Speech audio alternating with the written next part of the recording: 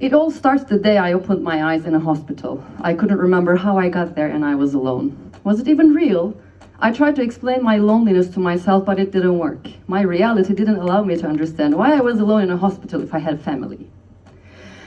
I opened my eyes. I was alone in a hospital. I was feeling cold because my clothes were partly wet. I was coughing so hard as if I was trying to take something out. I was hearing voices from a distance. I couldn't remember what happened to me. I thought maybe I was raped and beaten and left on the street and somebody took me to the hospital. Where was my sister? My reality didn't allow me to understand why I was alone in a hospital if I had a family. I opened my eyes. I was alone in a hospital. I was able to look around, but my body wasn't able to move. I saw nurses and doctors coming in and out. I was trying to make eye contact with them, but it didn't work. I felt invisible. I thought maybe I was dead. My reality didn't allow me to understand why I was alone in a hospital if I had a family.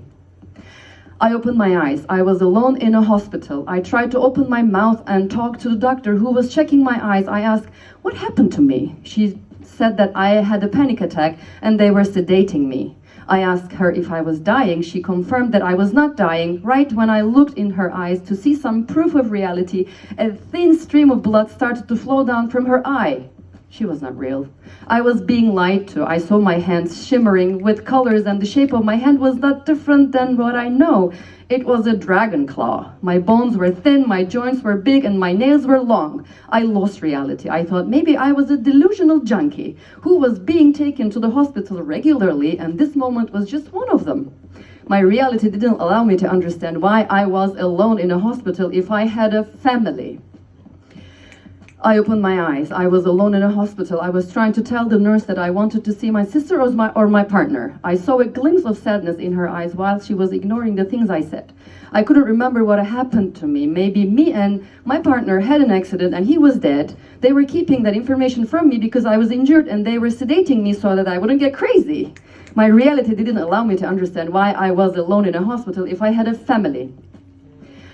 I opened my eyes. I was alone in a hospital. I told the nurse to call my sister at least. I don't know how long it took, but my sister finally walked in. She was crying. She looked like she was somewhere in between scared and sad.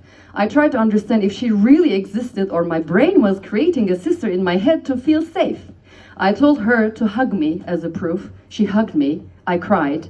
I was having a hard time believing that she was real. She said that she needed to find a doctor to ask a few questions. I didn't want her to leave. She left.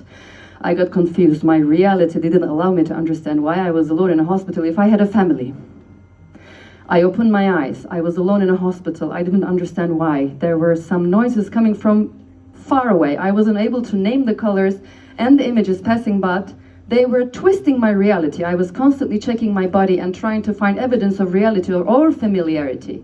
It didn't work. Instead, I was seeing myself either as a dragon or a wolf. My hands were not human hands, my skin was not human skin. I was making some sounds trying to ask questions, but it didn't work. I was looking at a stop-motion moon calendar simulation on the ceiling.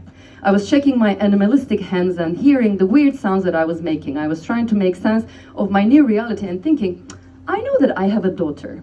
I know she has a name. Maybe if I push myself to think about her, I can really recall reality.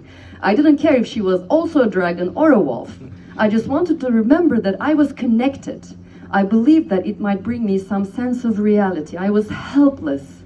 My reality didn't allow me to understand why I was alone in a hospital if I had a family. It all started the day I opened my eyes in a hospital. A beautiful sunshine was washing the walls of the emergency room. I wasn't either dead or dying or a junkie or a mentally unstable person. I was just born. Thank you.